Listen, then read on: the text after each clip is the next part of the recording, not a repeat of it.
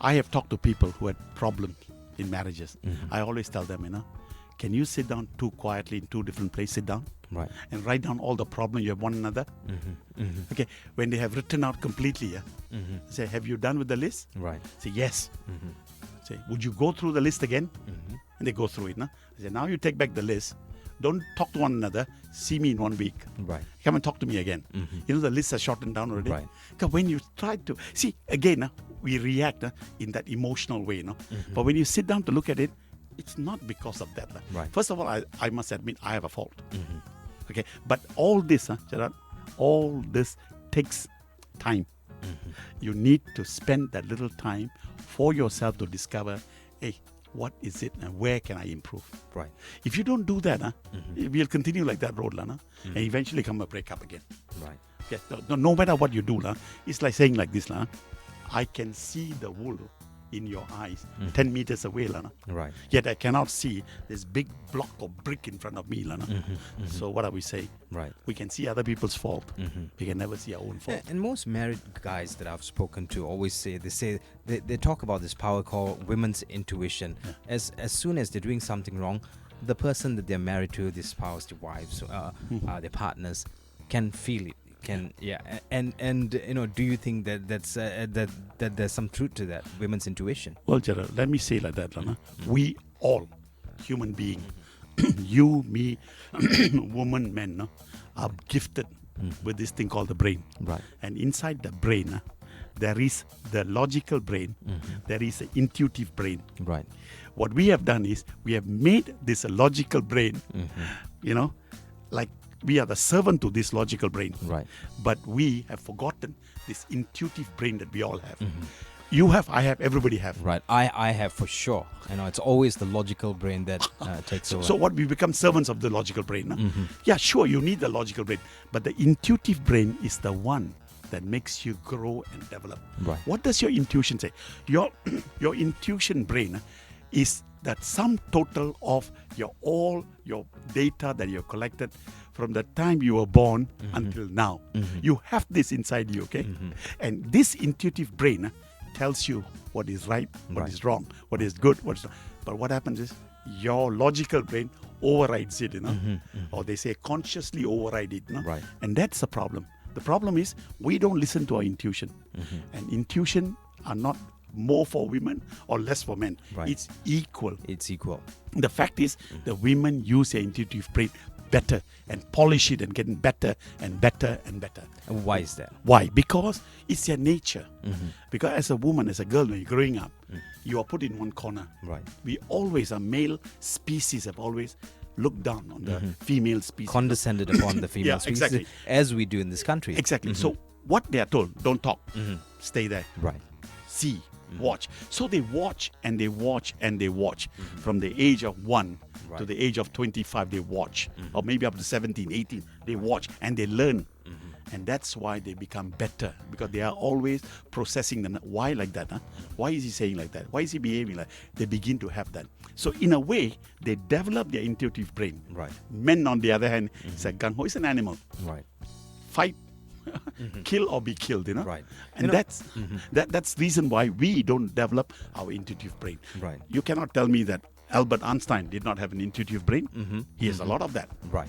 And it was he's a lot of intuition Yeah. that made him come to where he went, the places Yes. we never went. Right. But having said that, you're talking about intuition now, and I know I like to take a conversation all the way and come around. Intuition and blaming each other, is there a connection? Yes. Or blaming other people? Yes. How do you make that connection? When your intuition is telling you that what the person, whatever that, let's say your wife is telling you, and your intuition tells you what she's saying is right, no? You override it. Right. You challenge that intuition. Instead of saying, well, she's right. And logically she's right. Right. I'm sorry. How can we go forward? Right. Simple as that. See, problem is when we try to override and try to convince ourselves what we are doing is right, Right. and what you're saying is wrong, that's when problem starts. Okay. But if just by reversing it, take your intuition, yeah, you are wrong. Your Right. intuition tells you you're wrong. Okay, so your intuition is your guide to life. Yes. That's what you say. Yes. Okay, now we take this context out of the house and come back to the office. So if one tells you that, look, in the office, you're always blaming others for your shortcomings, but your intuition says, look, it's not you. You know what you're doing. So how do you handle that then? Okay, first of all, whatever you're doing must be seen by the other person Right. as also So something that is This useful. goes back to collecting of Yeah, data. exactly. Yeah. Yeah. You see, Okay. you tell me things, I don't believe you because there's nothing to support what you say, and therefore I don't believe you. Right. But if you support what you say, even the little data that you have gives you an idea. Well, this is right. Okay, this happened. It's factual. Let's deal with it, and then go forward. It's when people talk in conceptually they talk about Right. it. That's where the problem is. I think that's how we must get out of it. Don't always talk in concept. Also try to show reality. Right. What is it? How can we go forward by what we have done? And that way we can have a better life. Right. And manage your life a little better. Doesn't when you're talking about the office or the context of the office, doesn't productivity tell for itself or show as data? Well, yes. Productivity can only be measured if it's collected. Right. In 1 hour, I did this paper. Right. Can I do the same paper on the same subject, on the same thing, in 45 minutes? Right. I have improved productivity. But if you say I'm working very hard, I did a lot. You see this pile of document, what is Right. that pile of document? Don't know what it is.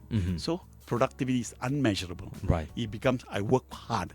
But here I have a document that says, hey, this one I did last time 60 minutes, now I did 40 minutes. That's how you improve your productivity. Right. By yourself, meaning within the given time, you can do the same thing in lesser time. That means you increase what you have done. See, because year on year, you have to have at least a minimum inflationary increment. Right. Where is that coming from? It can't come from increasing a product price. Right. That's one of the problems in Asia, okay? We keep increasing prices, inflation goes up. Right. We never look and say, hey, can this product be produced at a lower cost? Right. Not by lowering its quality, but in terms of people. Right. Okay, I know, I work with companies, okay?